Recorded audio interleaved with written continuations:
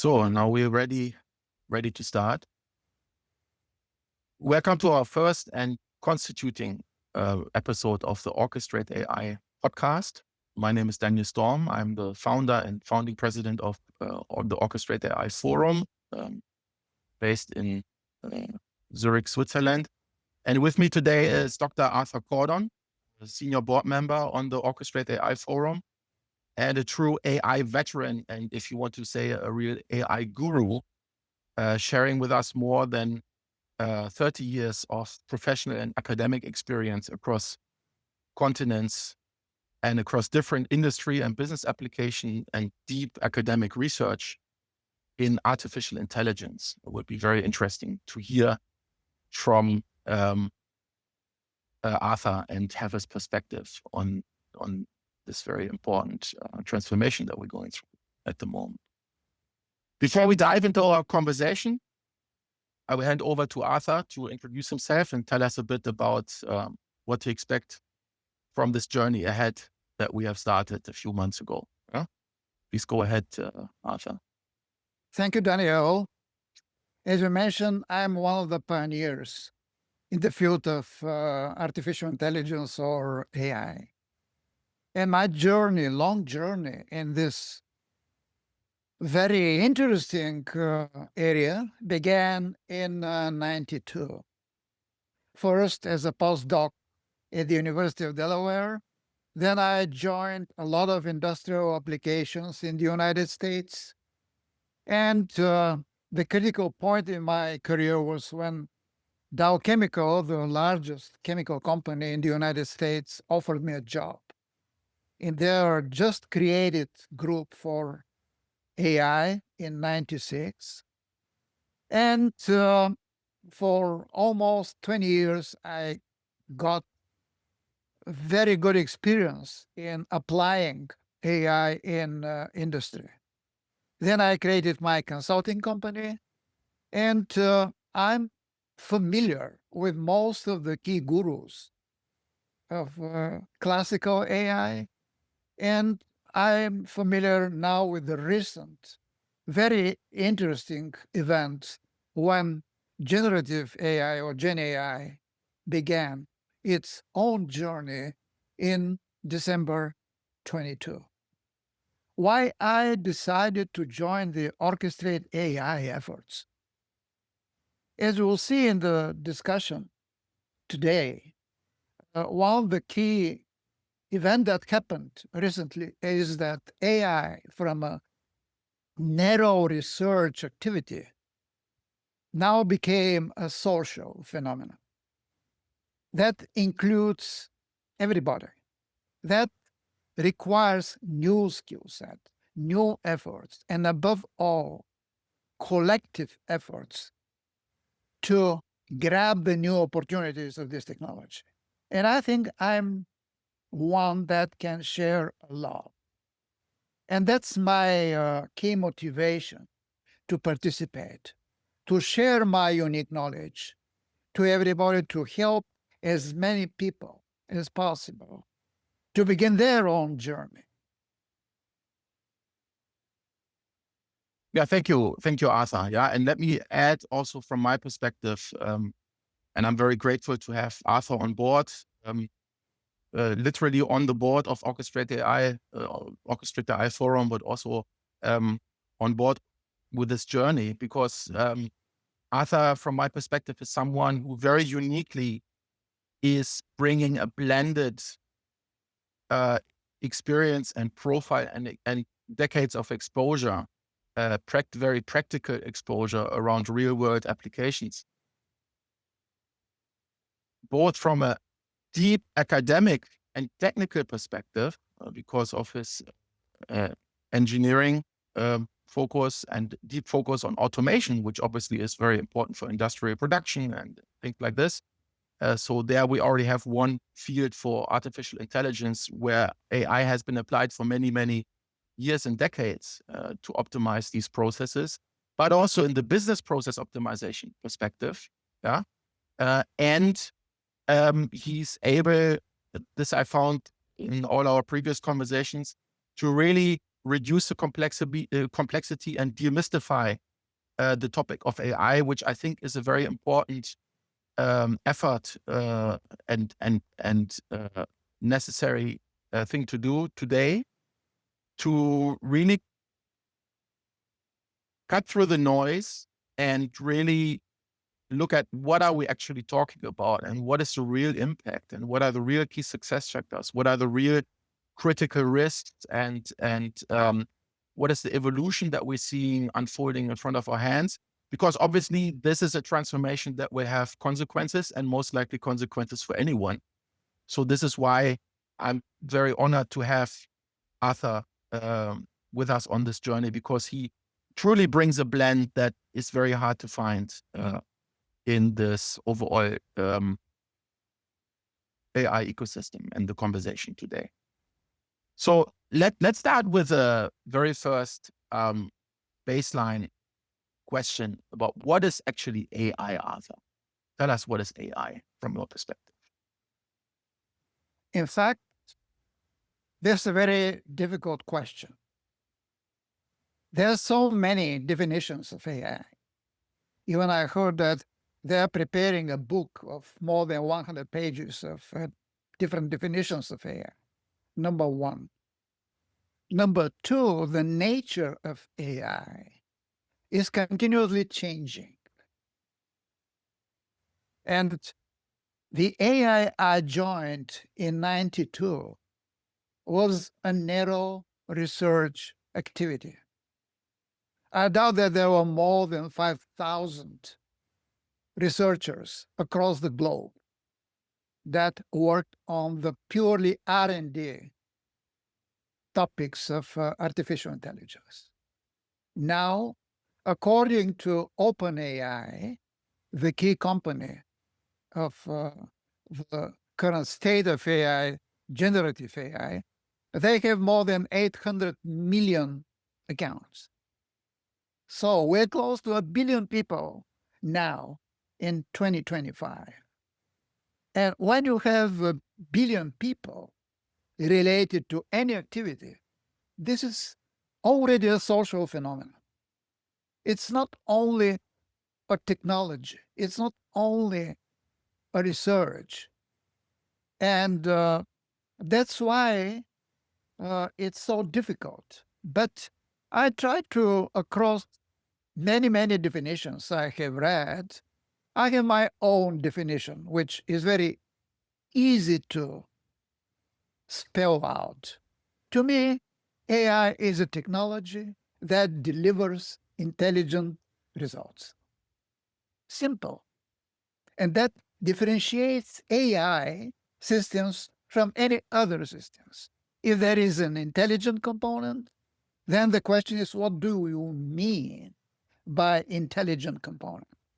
And at least for now, there are 4 key factors for that.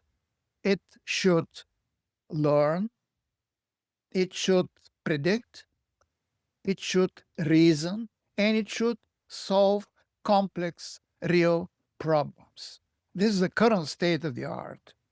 But recently, there are 2 additional requirements. It should make a decision, and gradually it should become autonomous. But this is something that the majority of the current AI solutions don't have. Mm. So, and what also matters is that AI as a research field officially began its existence in 1956. Then in 2002, there is a different type of AI called generative AI.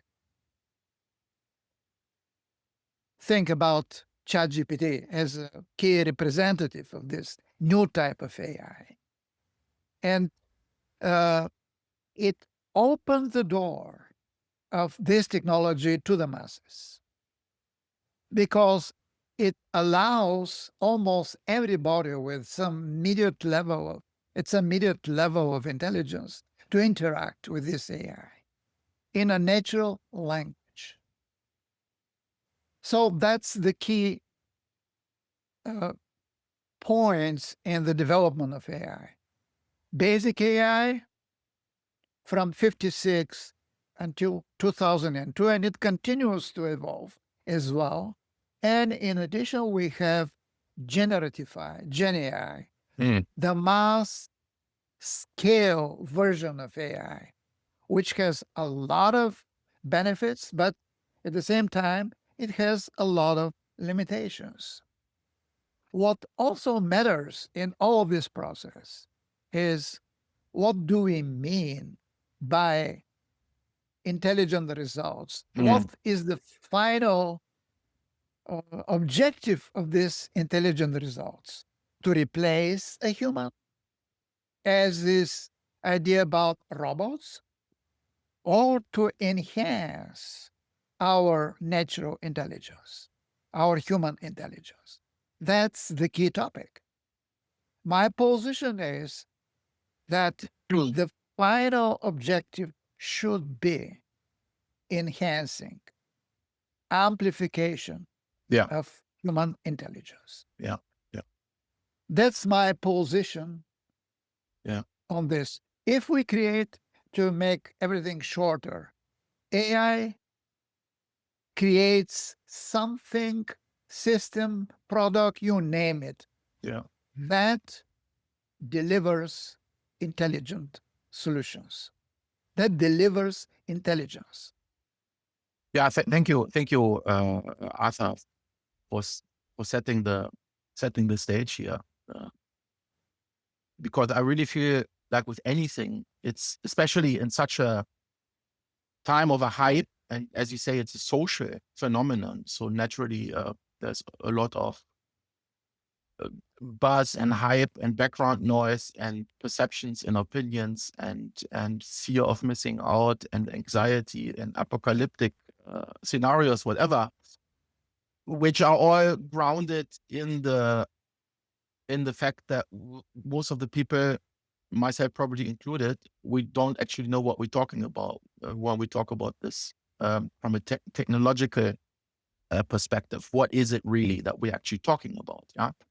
Very early on, I intuitively made the differentiation and had a lot of very interesting conversations about this between defining AI as assisted intelligence, where I would see generative AI, for example, versus autonomous intelligence. And we will talk about this differentiation in one of our next sessions, which I find very fascinating. And I found a third, and you just mentioned it, version is the amplified intelligence. Yeah? And I feel if you go into the conversation and you really start there saying, what are we actually talking about when we mean AI?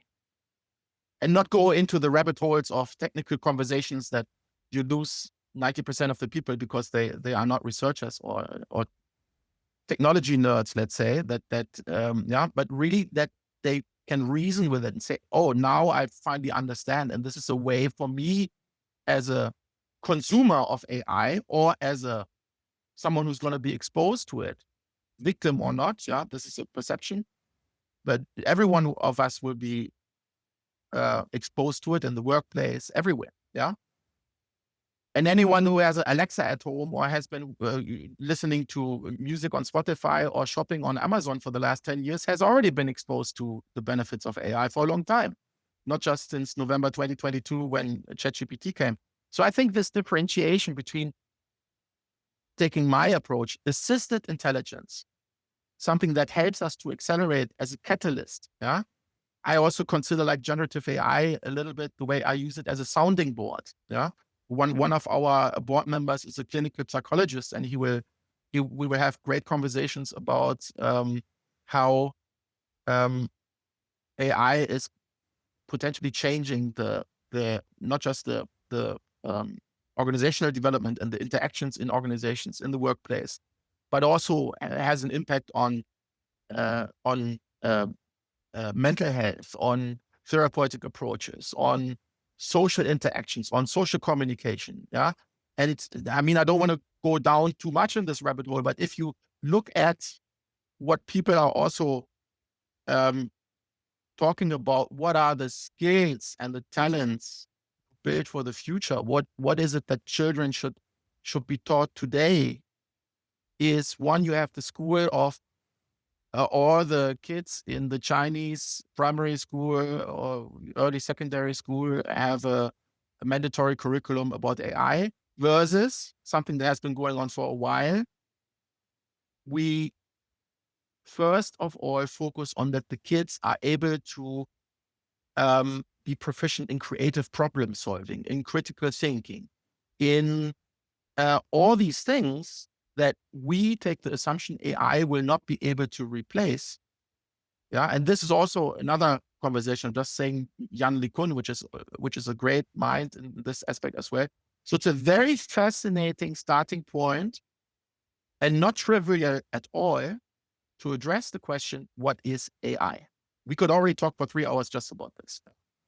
So yeah, thanks for your thoughts there, Arthur. And and where do you feel that AI is today? What is the state of AI today? If you look at all the evolution from the very start, the the intention at the beginning, all the different directions that it took, to now this mass amplification as a social phenomenon, as you call it, since November 2022.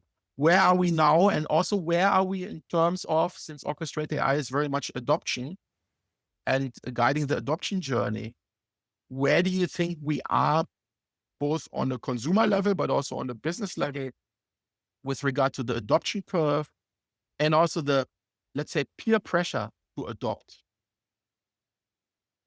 We are at an inflection point. For this 33 years, I'm in this field. Especially the last year was the most interesting, because before generative AI, before ChatGPT, the expansion of AI, there was an expansion, especially in the economy, especially in the economy of the United States. For after the year of 2000, 2005, for almost any large American corporation, there was a process of using AI, integrating the capabilities of AI in the business. So, but what kind of AI? It was the basic AI, the AI that had a lot of capabilities, but that required deep education, education in special disciplines like machine learning, like data science, how to integrate the data in order to build these algorithms, this optimization, etc. And this process had been almost completed in the United States. Not so much in other countries, maybe in China at some point. But what now GenAI brings in the picture is this social phenomenon, number one. But unfortunately, it brings also the attitude that it's very easy, that we can do this introduction in mass scale, but in mass scale without depth. And that's, to me, the biggest challenge. Now, it's not a technology issue. The technology, especially after ChatGPT had been announced at the end of November 22, there is not so much drastic development of the technology for this 2.5 years. What drastically changes the number of users of the technology. And to me, that's the key challenge now. How to use these opportunities for this, in fact, for everybody, to benefit the new capabilities that Yeah, Gen AI yeah. brings on the table. Let's And let's and sorry and to for interrupt you. Yeah, okay. and for that, Yeah, you need a good integration of almost any type of skill set, because, as we mentioned, it's either assisted or amplifier. In both cases, it gives individual capabilities. It amplifies the individual capabilities. So we need to find a way, everybody, to gain from these new capabilities. And that's the challenge, because it cannot be done by some geek at Google or at OpenAI who is generating code or training these neural nets. No, it's our task. This new great capability is to use them in the most effective way. yeah, That's why now the ball is in our court. yeah, Not Don't expect this to be done by the tech giants. yeah, They're doing yeah, their jobs, and they're yeah, doing their jobs very well. yeah, yeah, But it's up to us how this will be transferred into higher economic results yeah, above the basic AI, and especially in the different areas of society that we can have a different type of gains yeah, yeah. in the future. So about the gains and the opportunities on the individual level, let's park this for now, for the next question. And you're right about all these things, but that's why it's so important to segment the conversation, um, because of the magnitude and multitude of areas that this is affecting, and not without reason. We have the slogan, adapt, adopt, accelerate, which is what I came up with when I created the Orchestrate AI brand. And yes, you can compare it a lot to the internet economy, and the transformation that it has brought, also to the individual level, the solopreneurs and all these things, people building a personal fortune on affiliate marketing or on online marketing or e-commerce, since the late 90s.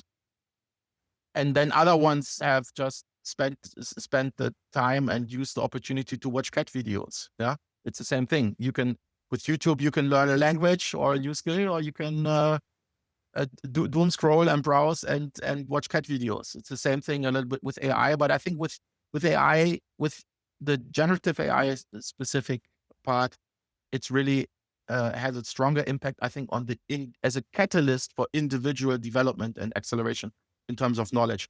But let's get back to this when we talked about what opportunities are in this.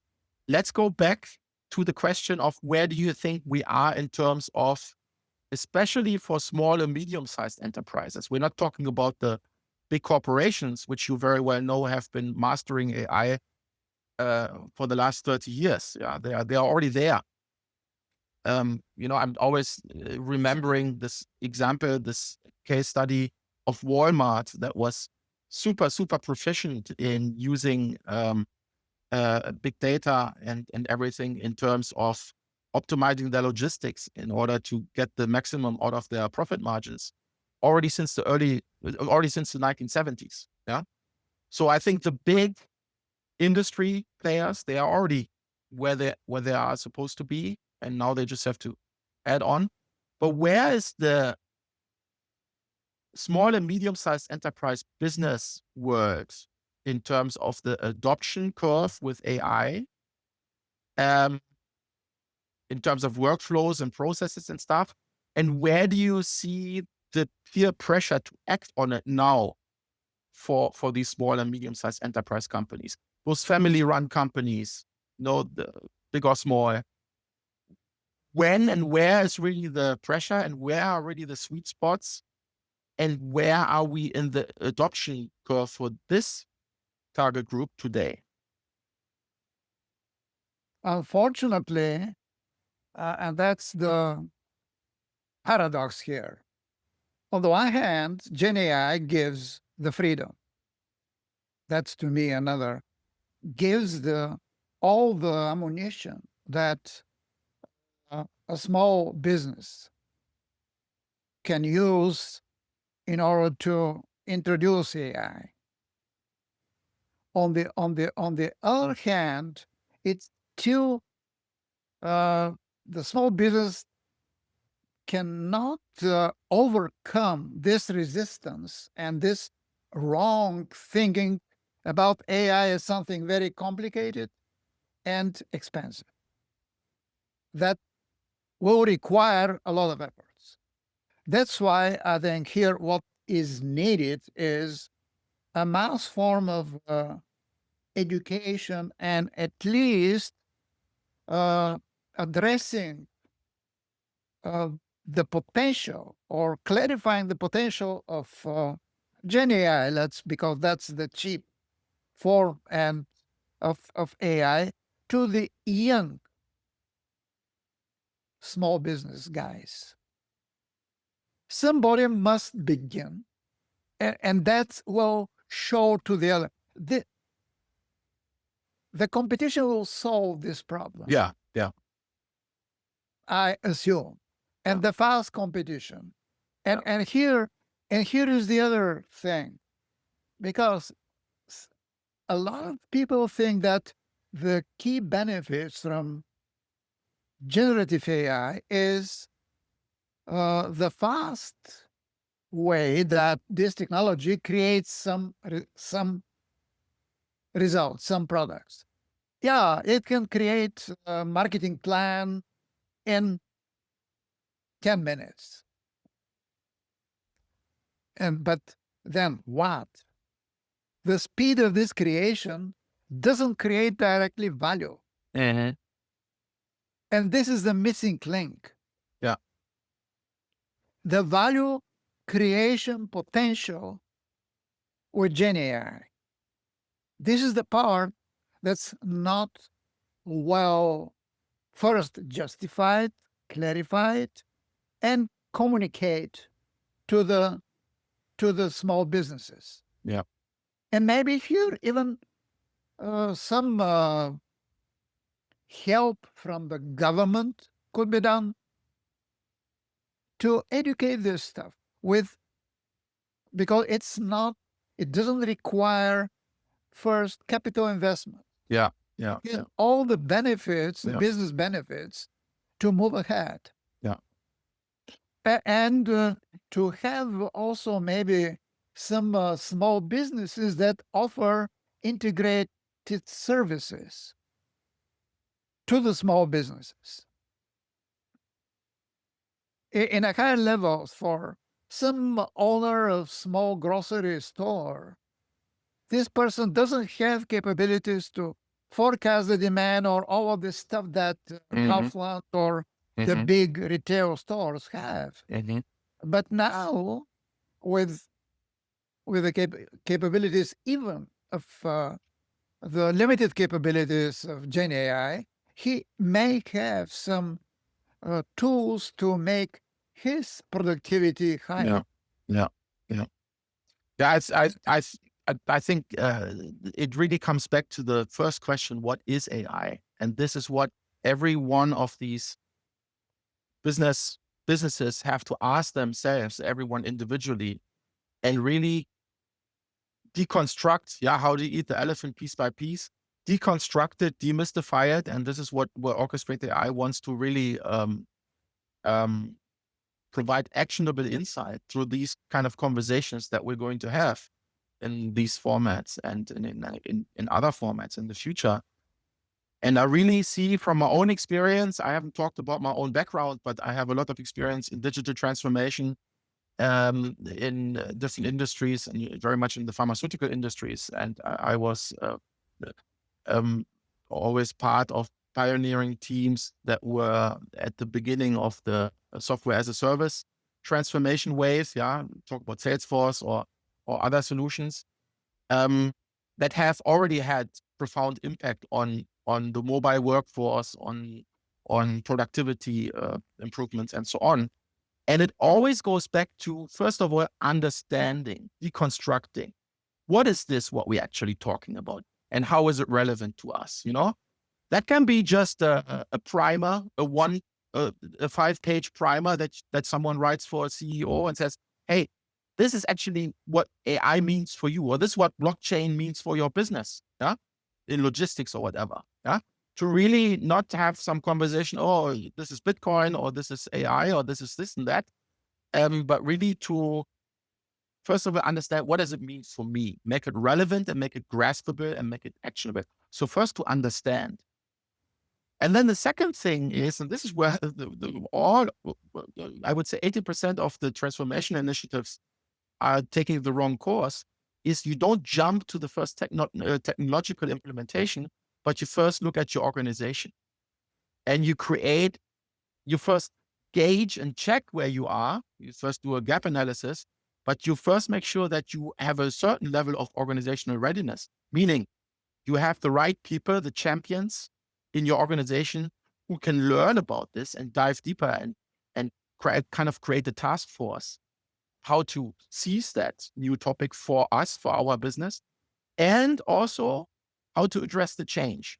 What am I going to do when I have a team of 5 people and 2 are doing their presentations and their business plans within 2 days, and the other ones are still sticking to not using generative AI and they take 2 weeks? That's going to create friction. That's going to create anxiety and so on. So how are you going to address organizational change? So you first understand by deconstructing and making it relevant. Then you uh, make sure that you have an organizational readiness, adapt, adopt, accelerate. And then how you accelerate is not by creating a massive transformation program, but to focus on the pilot quick win projects, the low hanging fruits, which is going to have a massive impact on your organizational change experience as well.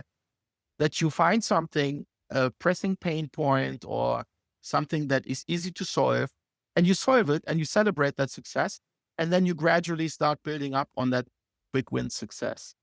And that's not rocket science. And it's with any transformational change and technology change like this.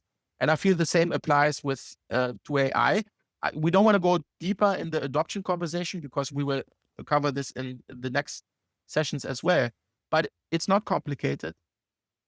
You need to start the journey by understanding what is it actually what we are talking about, and how does it resonate with, how is it relevant for us, for what we do in our industry, in our business reality, in our regulatory environment, in our country that we operate, or countries that we operate in. This is the starting point. Yeah. And this is what is many times lost when you jump to conclusions and you have maybe a tech team somewhere in the IT department and something, and say, oh, we're going to throw $5 million at this technology solution and we implement it no matter what. This is not going to succeed. Yeah. So, yeah. So in terms of adoption, first, face the situation, face that there will be an AI transformation in your business, in your segment, and try to understand and deconstruct what does it mean for me, for us, for our organization, for our market, for our clients, for our consumers, and start the journey there. I think this is really the important starting point. You agree there with regard to business adoption? Oh yeah, oh yeah. This is And then, this of is course, you very have all the topic of shadow IT and all of these other things, which people who have been working in this digital transformation space totally understand. But all of these things only happen if you don't address organizational change, and you have certain groups in your organization that move fast and some that are slower, and then you have security issues and ethical issues and all sorts of issues, yeah, which you don't have if you just follow a certain logic. Okay, so let's park this adoption journey. So on the individual level, yeah, I personally work a lot for the last 25 years with emerging markets. I spent a lot of time in Africa. We have 2 people also on the board with ORCHESTRATE AI who are based in Africa. One is a young mathematician and physics graduate who is going to run the Orchestrate AI Africa chapter based in Nairobi. The other one is accomplished community and advocacy leader in the area of smallholder farming, which is very interesting when you look at the mobile readiness and the and how adapt the uh, um, the target groups are across Africa, especially, but also other regions, to use mobile ready capacity building materials to improve their farming techniques, which have a direct impact on their livelihood, but which also resonate with public health and stuff because of the rural communities. So there's a lot of impact which can be achieved with a low threshold, with really focusing on first, again, understanding, deconstructing, and then really creating, making it relevant. And these are the kind of conversations that we want to have at Orchestrate AI to really pull this in the middle of society and bring people in who can walk the talk and say, okay, I'm not an AI expert. I'm not even a digital expert, but let's have a conversation about what positive transformation and potential risks this can bring to my market, to my community, to my reality, to my livelihood. Yeah. And this is the kind of conversations that you want to have. So if you look on a personal level, Arthur, and I know this is a topic that's very dear to you, but also if you look at your own home country in Bulgaria, the great careers the young generation is building on, you have a lot of mathematicians and computer scientists, graduates in Bulgaria, for example. I see it in Africa, I see it in other places. How do you see AI, and maybe also different than what we've seen with the internet economy, is creating opportunity for groups and populations that have so far what we like to call been underserved or did not have access so much to these kind of catalysts and technologies? Where are the opportunities? Yeah, this is a big, what I see is a big wave of excitement, especially to the young guys. And here is one additional effect that amplifies the current way of Gen AI into the young people. One of the areas of AI that was totally changed was education. In fact, young people, third, fourth grade, began using ChatGPT much, much earlier than their teacher. So this generation now is lives with AI. And this is the first generation where the education will be years ahead of the other areas of society. For somebody who, at the age of 10, 11, begins to use AI, it's very natural when he reaches the business age of 18, 20 Mhm. to, to use AI. That's why, on the individual level, this is to me the breakthrough, which we have to take into account in all of our future business plans in the next 5 to 10 years. The business environment will be absolutely different. Mhm. And even those skeptics, which are close to retirement age, which don't like changes or whatever, they cannot stop this new wave.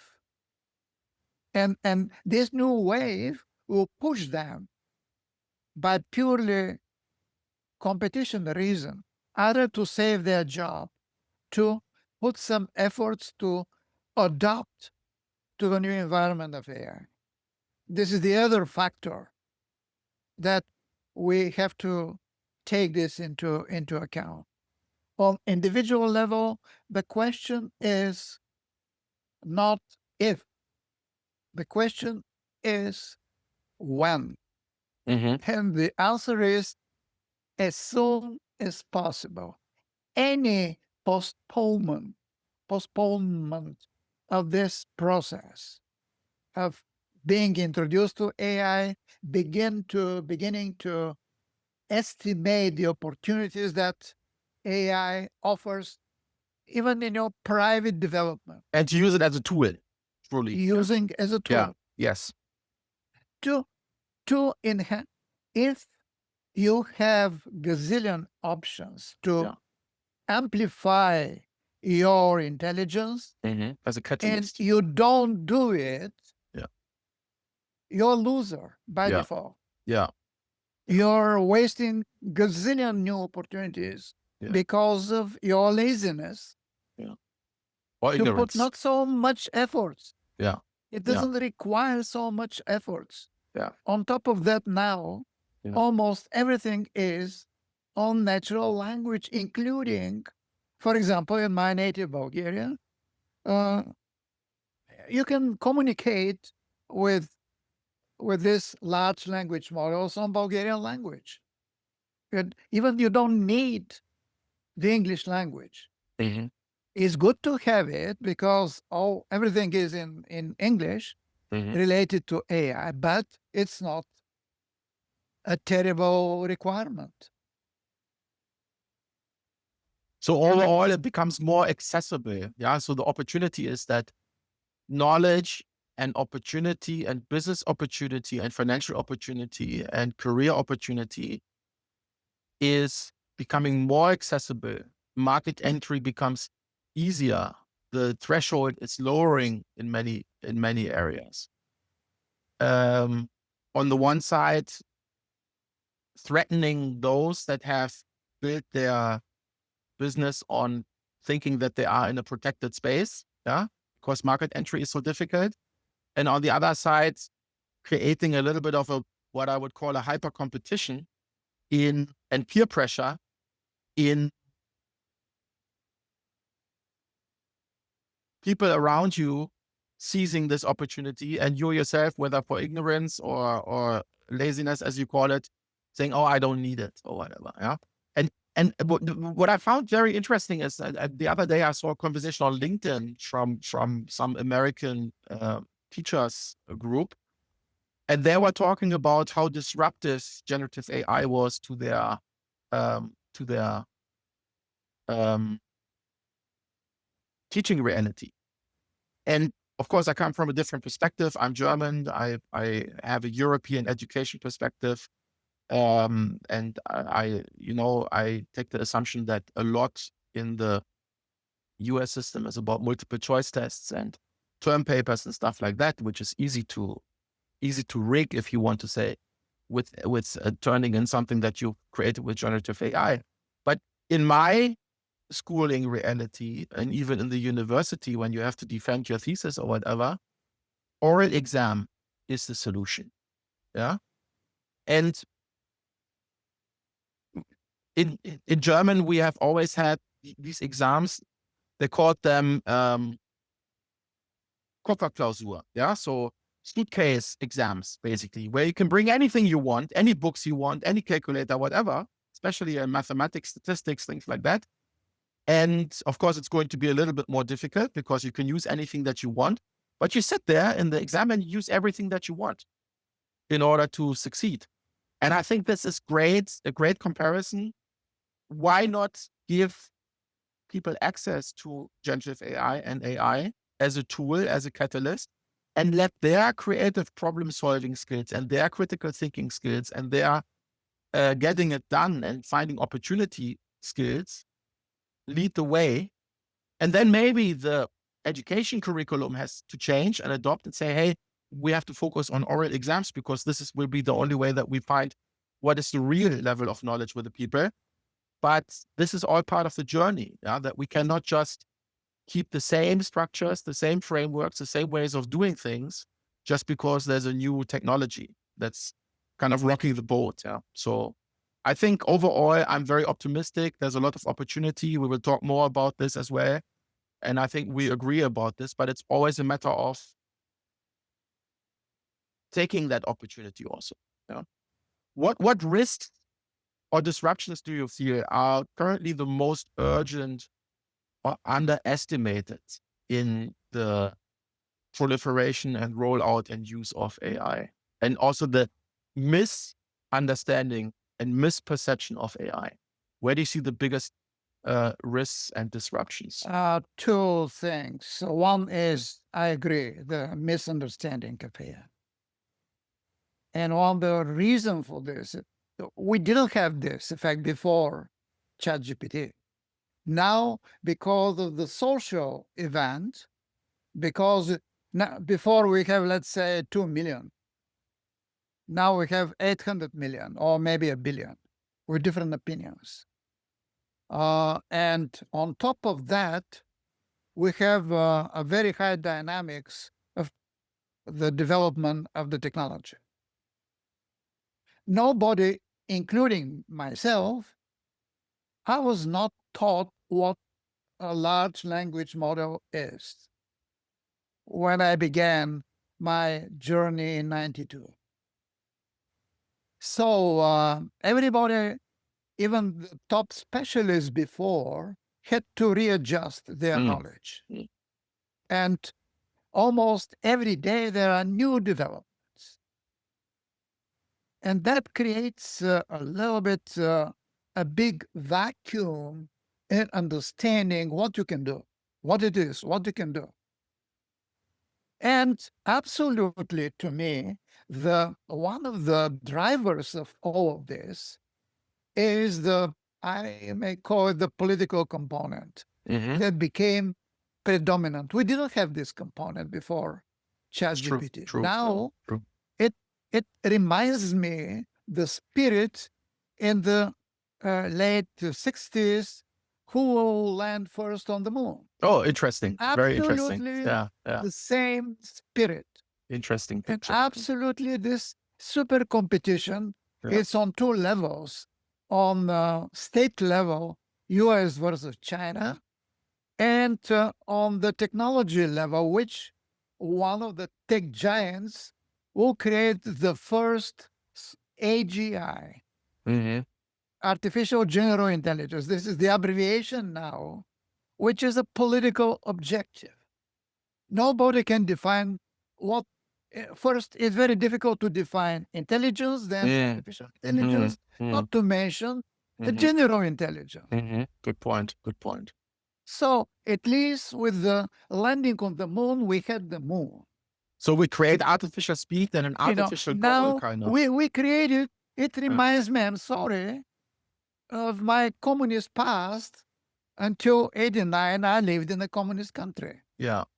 And I know that the objective was to build the brilliant communist society, Mhm. which was as fuzzy to me as the definition of AGI now. Yeah. And the approach, by Yeah. the way, Very is interesting. very, very similar. But at the base of this approach is burning a lot of money. Yeah. Yeah. Resources. You heard, even in the last couple of months, there is a commitment of at least $500 billion Yeah. to be invested in something. I have serious technical questions. Why?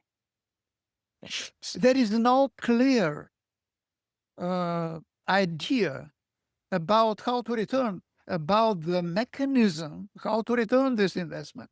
And the business began to raise these questions, and it will continue to raise this question.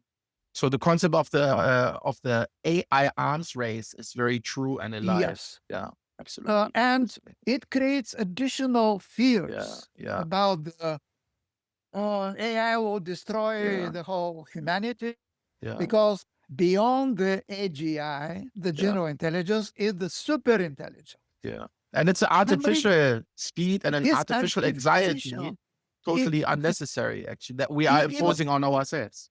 even yesterday, Yeah. I read that now Meta will invest X number of $1 billion Mm-hmm. to create a super intelligence. They will overjump Yeah. the AGI, Yeah. which nobody knows what it is. That Yeah. means how we'll accomplish and when we'll accomplish. Yeah. Now, the difference between general intelligence is Yeah. that we'll create something which is as intelligent as we are. Yeah. The It's, definition of super intelligence is that it will be as smart as the whole civilization. yeah. So there is a quantum leap Yeah. on Yeah. this. Yeah. Now, Yeah. Meta will jump Yeah. entirely to Yeah. this. Give me a break. Let's park the conversation here because one session that I'm very excited to have with you in the following days is the question of brute force AI versus curated AI, as we call it. Very, very fascinating perspective that is totally underestimated and underreported on, I think. And this is exactly going in this direction. And I feel, especially coming from industry perspective and seeing all these transformation programs in the millions, artificial speed and creating artificial pressure and anxiety is nothing new. Yeah, this is part of the group dynamic of change, especially in bigger organizations or bigger populations. In this case, we have the world population who is anxious about their perception of what AI really is about. But I would say the difference, at least in my observation and my understanding, is with the previous transformations, the potential consequences were not as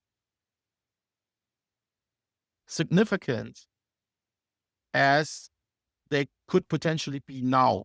Especially talk about brute force AI. So really looking at what is actually what we are creating, what could be the consequences of this, what we're doing, and going at light speed and actually not knowing why we're doing it, but we're doing it for the sake of doing it. But the consequences are more impactful than just moving ahead at artificial speed with previous transformation. But let's park this here. Let's not dive too deep into this. Obviously, our first session will be a long session, and it's good to set the stage. But we will dive into all of these topics more, and we will have more guests, and we will have panel conversations. Orchestrated AI Forum is the forum, yeah, and I created this intentionally because I want to bring in as many different perspectives as possible into the conversation, so everyone is able to understand. Everything starts with understanding. Is going to build a curriculum of actionable insight for themselves about this topic. And this is not about you or me explaining to people, but it's people being exposed to different perspectives and different, yeah. And also already, when we talk about this brute force versus curated AI, we will already find that even the most sophisticated and most accomplished experts in this field do not agree with each other on these things. So it's a very, very interesting conversation to have.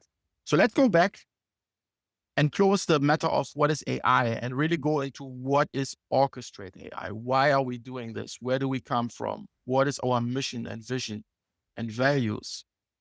And let's start with this and say, what from your perspective, Arthur, is missing in today's AI discourse, in the AI adoption, and also in the AI governance perspective? And I can already say, again, the first thing is to take a step back, take a deep breath, and really take the time to think about what is it actually what we are doing here, and how and why is it relevant for us, and what outcomes do we want through a curated, thoughtful, mindful approach with AI.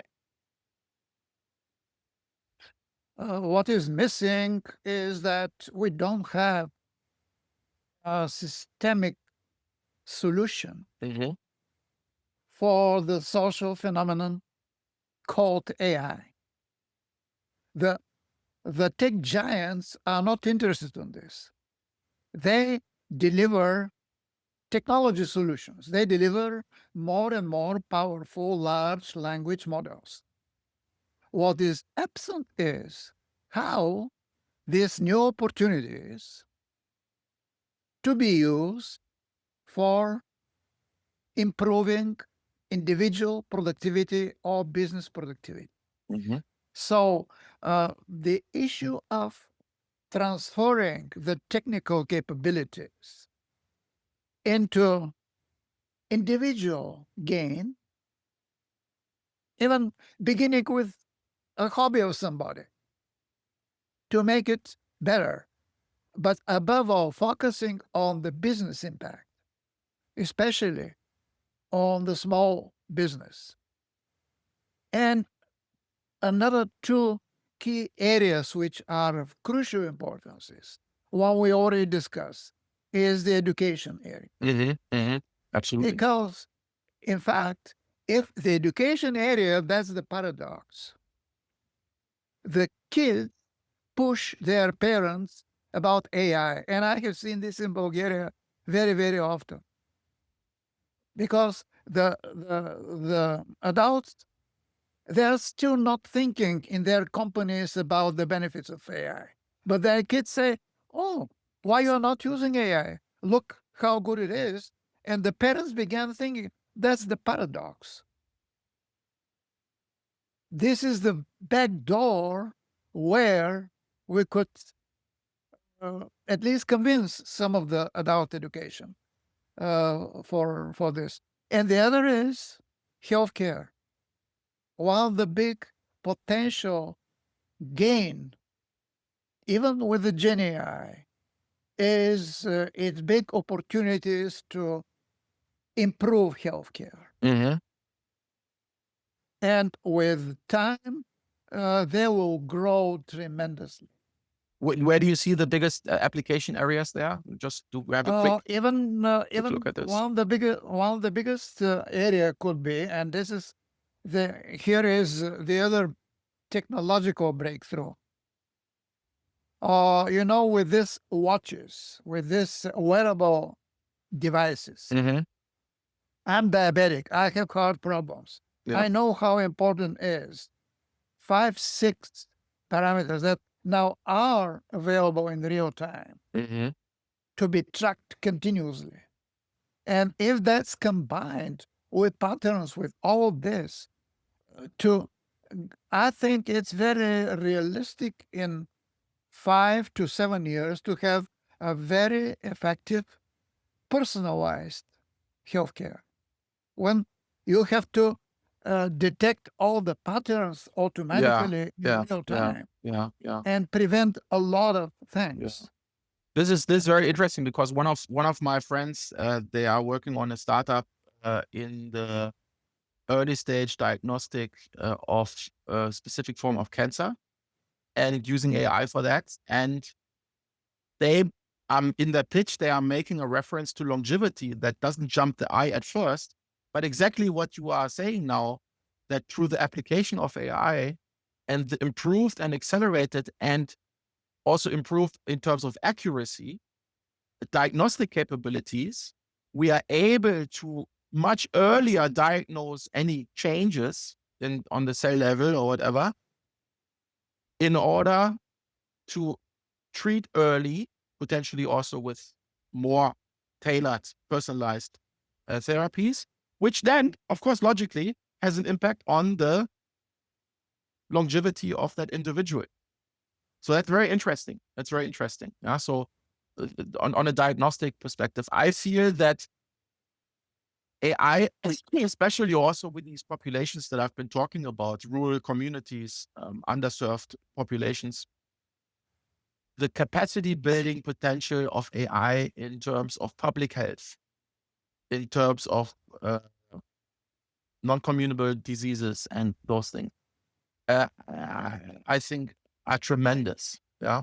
In addition, not just in the diagnostic Even space, but even really, I yeah. can even uh, my also forecast is in an area of the world like Africa, in the forecasts are that in 30, 50 years, it will be, after Asia, the most populated part of the world. Yeah, yeah, yeah, yeah. It's not so.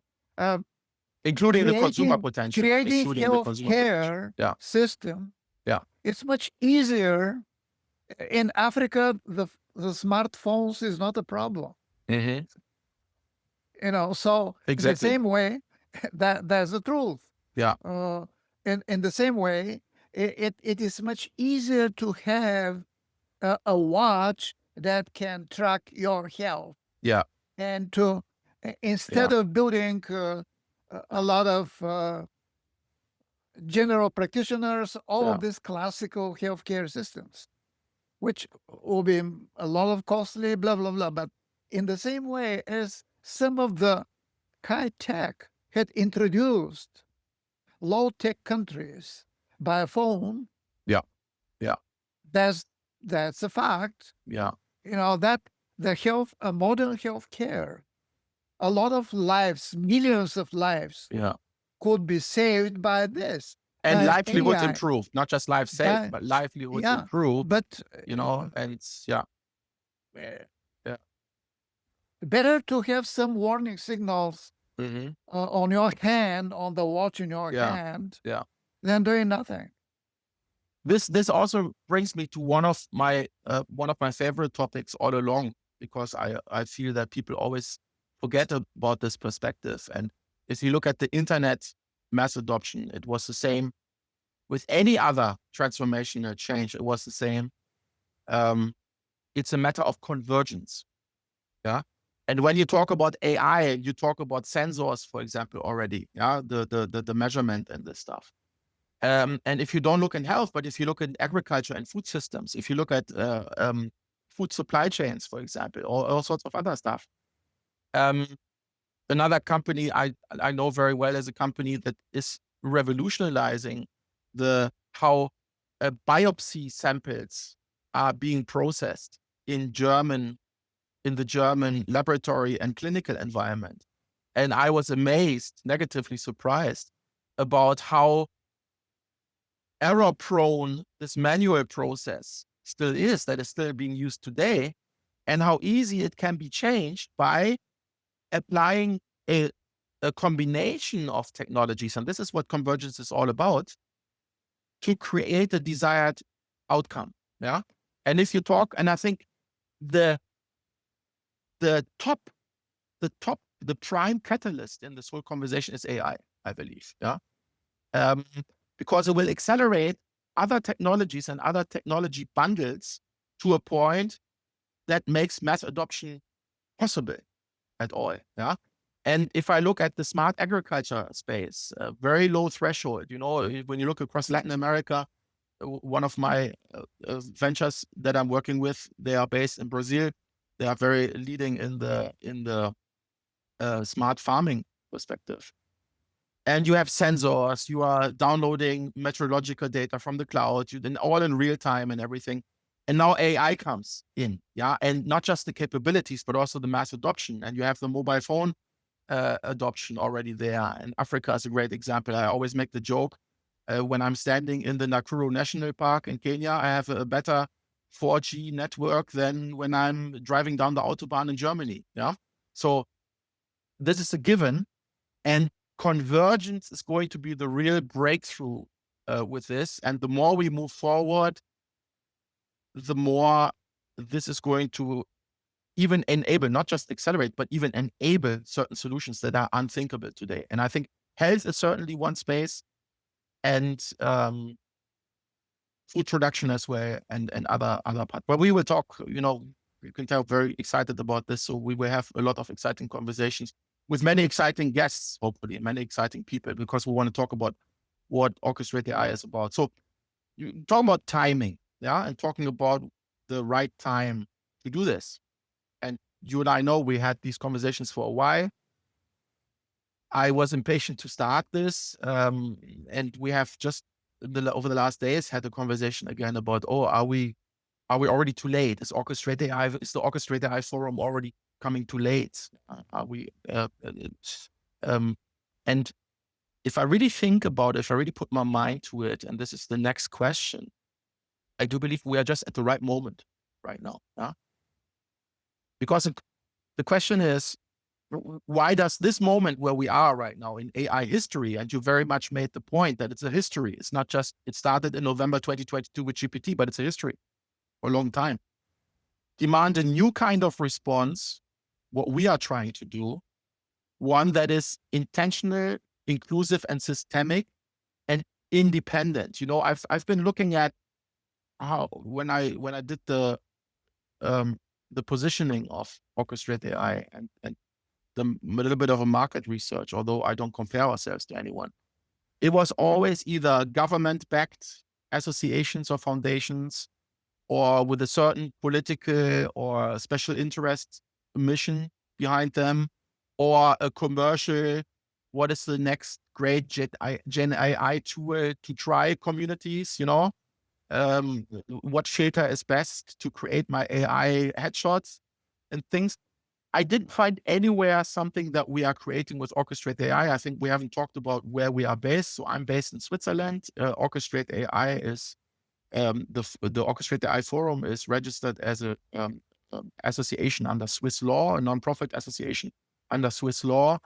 Um, Arthur is Bulgarian, but he's also an American citizen, and currently, as we talk, he's based in Florida, and he spends his life between the United States and Bulgaria. I personally have a lot of experience with Bulgaria. Actually, my first international digital transformation project was a Salesforce.com pilot. And because of a quick win pilot, we created the pilot with Bulgaria. Bulgaria was the pilot country for EU transformation project for CRM, for the company I worked for. So that is almost 20 years ago. So that's how I got in touch with Bulgaria, and ever since I've watched the transformation of that country. And now what's going to happen next with AI, I think Bulgaria is going to be a very important place. So long story short, Arthur, from your perspective, why is orchestrated AI the right thing to do now? And what is your expectation, and how would you like to see it positioned in the marketplace? And how can people use this forum to contribute and to make it relevant and actionable for themselves, the topic of AI? Because there is a vacuum of many people. I mean, I'm talking about millions of people who read about AI, are listening to AI, look at their relatives, friends that are doing something with AI, but they don't have the courage. They don't have the knowledge. They don't know how to begin this journey. And especially the small businesses, they don't know how to begin with this journey. There is fear that AI will, in a couple of years, will replace us, will replace our jobs, and this is one driver toward AI. But I'm not a big fan of negative drivers. I think a positive driver that AI can give me an opportunity to do this business or even to improve myself in this or that skills. Because there are a lot of people, elderly people, retired people, who have all the time in the world. They can do miracles with AI. Mm. And nobody is targeting this audience. I think this is one potential. So to make a more direct answer, there is no systemic approach and tool to navigate these people, how to be introduced to AI, how to get the benefits from AI to to amplify their intelligence, their productivity. And here is the other topic that we need to make it very clear. When I mentioned the word productivity, all the key performance indicators or KPIs, the old indicators like cut costs, that means remove people or whatever, they are not so appropriate for the benefits of AI. When you amplify your intelligence, you don't have a simple indicator. As I mentioned this, okay, now you can create, ChatGPT can create for 5 minutes a brilliant marketing plan. It's not the solution of the problem.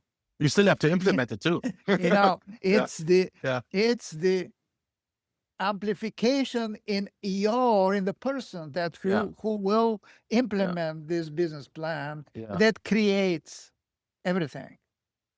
And this handshake between the capabilities, the rich capabilities of the technology and the opportunity with this technology, still there is no link. And I see orchestrate AI to do it. Why I think that we have a basis for success is because both of us have experience from practical implementation of some technical change, transformation, which is the key.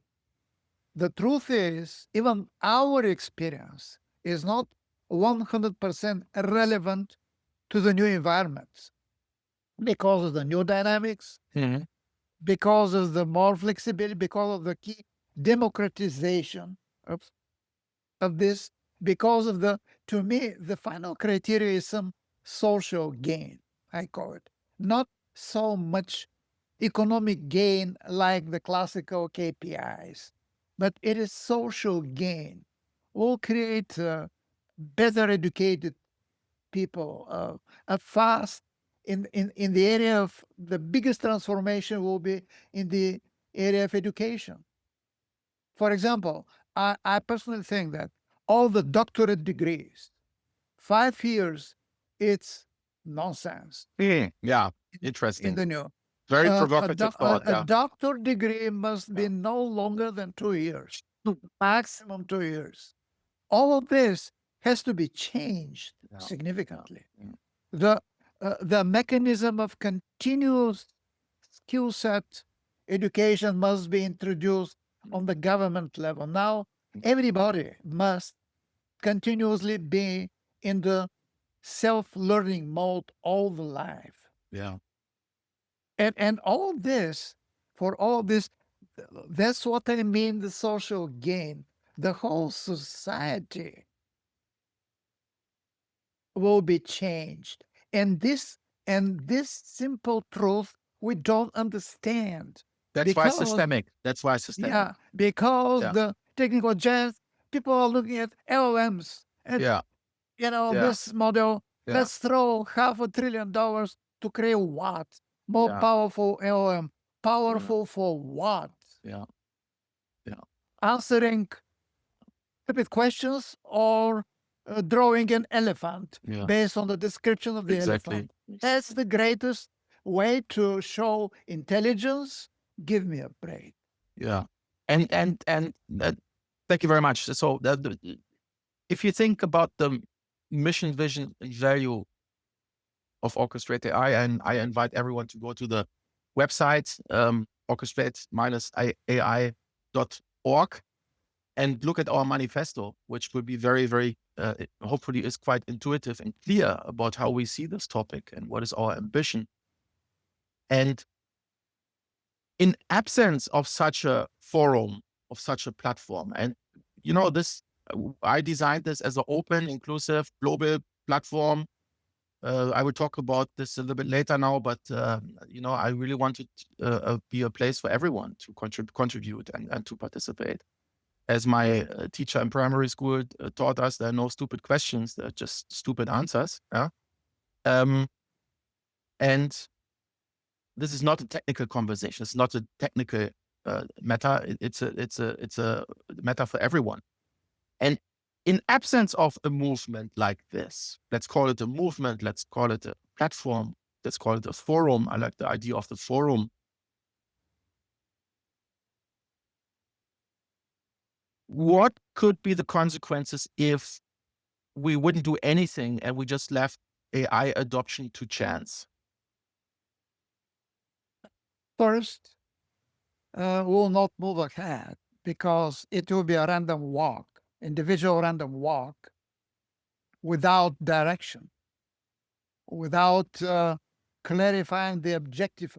Yeah, everybody can, somebody who has a hobby of astronomy can amplify his skills Mm. tremendously. But I think only what will miss is, I call it the effect of collective intelligence. Very nice. Yeah. That's what we are missing here. Collective intelligence has done the jump in our brain size 2 million years ago when we began socializing, when we began talking, when the language became the decisive factor in our in building our natural intelligence. Now we have a new, very powerful way to add on this collective intelligence, because that's to me the key. And in fact, any business, this is the problem that, and we tried to solve in my latest projects a couple of years ago, that what we usually focus now is in individual intelligence. What does it mean, AGI? We mean to build an individual who has the average intelligence of us. But let's look at the business objectives. The business is a collective intelligence entity. It's the business strategy, mission, blah, blah, blah, which is not individual. Interesting. Yes. Very good It point. is Very a good point. collective Excellent. Yeah. knowledge. Very good point. And Never we are looked at it this not way. working on this Great. also. And Yeah. I'll discuss this issue another. But Yeah. Yeah. you ask any business, does the business really need Yeah. AGI? Yeah. The business don't need general intelligence. Yeah. The business needs specific intelligence, but in fact, combine over the collective intelligence of the business. That creates the value. That creates the competitive advantage of the business. That's No true. general issues. This is It's true. nonsense in the heads of people who has not done businesses. Yeah. Let me just add one tiny example that is actually proving exactly the point. Think of a rollout of a cloud-based, unified customer relationship management system in a sales-oriented organization that is internationally active. You have your sales reps around the world. Let's say you have 5,000 sales reps. You are selling a product, and every sales rep has their own strategy, how to make the pitch, how to close the deal. They have the different customers and everything. Yeah. Now you come with a collective intelligence approach, and already like back in the early 2000s, you are implementing a solution like Salesforce.com, for example. Yeah. And you are connecting all of these high performing and low performing sales reps and the entire top down, bottom up sales organization globally. And you are creating one version of the truth. You're creating one view to the customer. You create one view of the customer. So one face to the customer, one view of the customer in terms of data aggregation and stuff. Of course, it's in an ideal world, but this is exactly picking up this idea that every business is a collective intelligence apparatus operating towards a certain common goal, which is a financial goal, usually profitability goal. And we can easily, by this example, prove that technology is an enabler and catalyst to streamline and accelerate this collective intelligence and knowledge in order to get an amplified outcome of the anticipated desired results. Yeah, so you increase your sales, your top line or bottom line results through technology. And the same is true with AI. You're absolutely correct. And one of the things that is very, very dear to me, and we will talk about this as well, and I think this is reflected in all of our conversation so far, is that I believe we really have a struggle, and it will become even more. We have a struggle of two thought systems, of two kind of versions of what our future is supposed to become. Yeah, my company is called New Frontiers, and one of the slogans is future something that happens to us, or is future something that we create? And I believe it's future is something that we create. And I believe in individual freedom and self-determination and stuff. And and everyone can create their their destiny. And in general, when you see the development of you see it in the blockchain, you now see it in the AI space, you see it in other spaces. It's the struggle between creating a decentralized future and a centralized future, where you have a very regulated environment, where you have a few single engines, let's say, who are running the show. Yeah, these big AI projects, or this AI arms race between the different nations and certain organizations just looking for profits and just looking at this. And we will talk about this, about brute force and curated the AI. But on the decentralized side, having a myriad, billions of people using this as a catalyst and tool for themselves, creating their own ecosystems, creating their own solutions, creating their own outcomes with AI, contributing to a hyper competition of the best solutions for every use case, for every gap that we see, for every issue that we see, whatever. And this is the future that I would like to anticipate. Yeah, that it's a way how to amplify every individual's contribution to improve things and to make the world a better place, and also commercially make more profit, have a better profit margin in a certain space, because of decentralized solutions and the decentralized competition also for the best solution. Am I making myself clear? Yeah, and on top of that, now the current trends of AI is this agentic type of AI, which Yeah. the idea is decentralizing the knowledge, Yeah. which is. But here is the trade-off. Yeah. Uh, Decentralization has a lot of issues, Mhm. especially personalization of everything. Mhm. But then building the collective intelligence, collective, the word collective means some form of centralization. Yeah. Yeah. So this is the balance between some Okay. top decision making on the collective side Yeah. with the freedom Yeah. of the individual side. Yeah. And only to finish this topic here is that uh, nature very often is smarter than us. Of course. Yes. And a lot of animals, they have tremendous collective intelligence. Mhm. The bees, for example, Ants. Yeah. ants. Mhm. There is one big area of AI called ant colony optimization Mhm. based on ants, or particle swarm optimization based on flocks of birds, Yeah. Yeah. etc. So we have a lot of algorithms Yeah. how to develop different forms of collective intelligence. Yeah. And this here is I see the best efforts to invest billions of dollars to continue, not in this stupid way that they are thinking to spend this money. Mhm.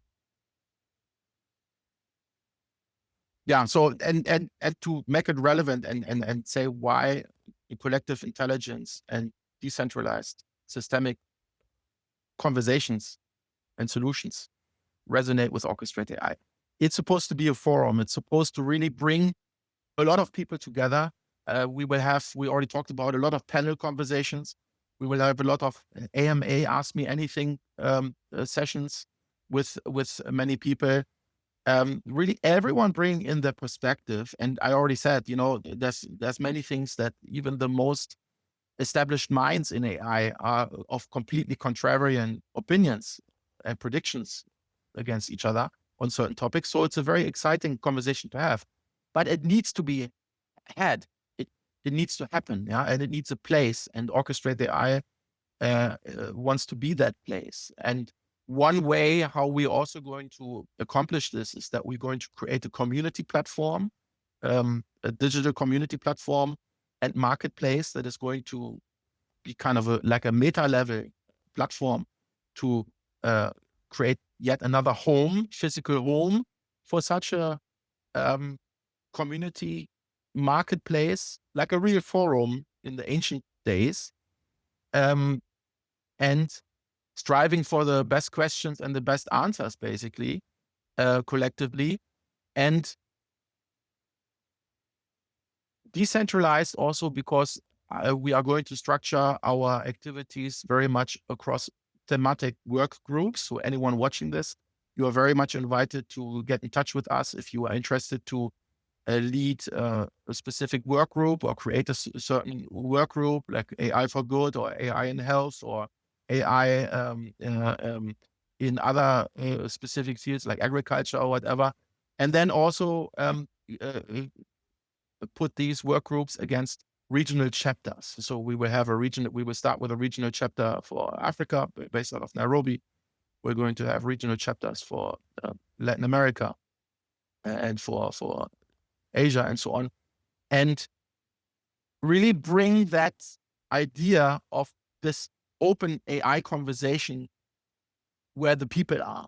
Yeah, not having yet another think tank based somewhere in Geneva or San Francisco or Singapore or whatever, but really making this a global platform, making it a forum, a marketplace, like you think of the old Greek and Roman examples where everyone comes together, they're listening to the different people talking and sharing their ideas. And then it's a conversation and a discussion and a struggle for the best solutions and the best questions, and the best solution providers as well. So this is basically our vision, what we want to accomplish here, and relatively fast because of the technology platform solutions that are available. And certainly podcast is one of it.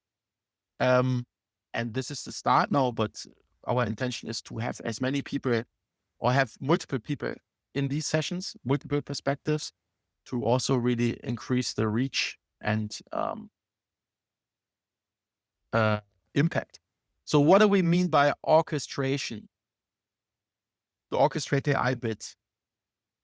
As Arthur has already put it, it's a very broad topic, first of all, and it's many times misunderstood and misconceptions of what are we actually talking about. And there's really the need to take an orchestrated approach at the understanding, at the conversation, but also at the adoption journey, at the governance, at the ethics aspects and everything. And this is really what we want to focus on, is to enable everyone in every organization to orchestrate this AI topic for themselves. Yeah? Starting with understanding, turning the understanding into actionable insights and actionable pilots and actionable activities, and then getting the organization lined up and then rolling out the first success for themselves or for the organization or wherever. I think this is really what we want to achieve here. And again, look at our website, look at the manifesto, reach out to us. We're very happy to have that conversation with you if you're interested to how you can contribute and or um, what topics you think are important. So why we're building a forum, who is it really for? I already explained it. It's for everyone. also the other day, I was one of the things I found very interesting because of all the experience I have had with the .com emergence and transformation since the late 90s, to see that, and now to see the parallels of the AI adoption. Uh, when ChatGPT came in November 22, you had into early 23, you had individuals who just popped up on LinkedIn, for example, and self-made influencers. Yeah? And they really built a fantastic success story on this. I work a lot with young entrepreneurs. And for me, I always find great joy in seeing the success of people. And I love working with young people in their 20s or whatever, because like you already said, Arthur, we are not the ones who should lead the conversation here. Because in my opinion, people of our age, or even the older generations, see difficulties or roadblocks that the young generation, they just simply don't see. They just do it and it works. Yeah. And many entrepreneurs, young entrepreneurs, are successful because of that, because they simply do it. They see the opportunity, they seize it, and they simply do it. And you've seen a lot of these success stories unfolding with the emergence of AI. People making it their own, building an influencer profile based on this, and really building a following and building a great commercial success and community. And then I see also on LinkedIn, people who are very much grounded in the AI space from a technical perspective, or AI implementation consulting perspective. And they say, in a condescending way, there's so many people talking about AI and they don't know what they're talking about, all these self-proclaimed influencers and thought leaders or whatever. And I say, so what? So what? Yeah. This is not a conversation to be reserved for the AI academics or the AI consultants or the IT consultants or whatever, just like it has always been. I'm a business guy. I've always been in digital transformation. And one of my great assets that I had is I was always able to walk and bridge the gap between business and IT, which is not so much of an issue today anymore, but was in the last 20 years. Now it's about business operations, which include both. But in the old days, it was always either your business or your IT. Yeah. And they could hardly talk to each other. So exactly to bridge those gaps, exactly to bring in the unlikely questions and the unlikely thought leaders and the off the beaten path groups and perspectives into this conversation. This is really what Orchestrate AI is about. This is how it's intended to be used, and it's not supposed to be a closed club for the AI tech enthusiasts or whatever. You can create a work group for that, and then people can talk about what's next in AI research. Great, but this is not the intention of this forum. Yeah, and I really believe it's the right thing to do. I believe it's what makes us unique, and I'm very happy to hear your thoughts on this as well. Everyone listening to this in the comments. But this is what is driving us here. This is all self-funded. I have funded all of this by myself, and Arthur and the other team members and board members are giving their time also for free and stuff. So we really have a certain altruistic motive here to do this because we feel it's the right thing to do. And it will be, of course, important to hear and then also see as outcomes how you embrace this and what you think about this positioning, and whether you feel that Orchestrate AI, the way that we explain it, is filling a gap that exists. So it would be great to have that conversation. So what can you expect from Orchestrate AI over the coming weeks and months? So this has been the first session. I'm very, very honored and happy to have great minds like Arthur with me on this journey. We have more people on the board. We will soon have many more people on these conversations and then the work groups and chapters. We are first going to continue this series of podcasts. We will start working on a curriculum for a book or compendium, if you want to call it. Yeah, Arthur and I have discussed it, and we think more in terms of a compendium that is living and breathing, uh, to be a continuous body of knowledge about AI and the AI adoption journey. We will very soon now build up the um, regional chapters and the work groups. I will get in touch with thought leaders in the different spaces and start building these groups.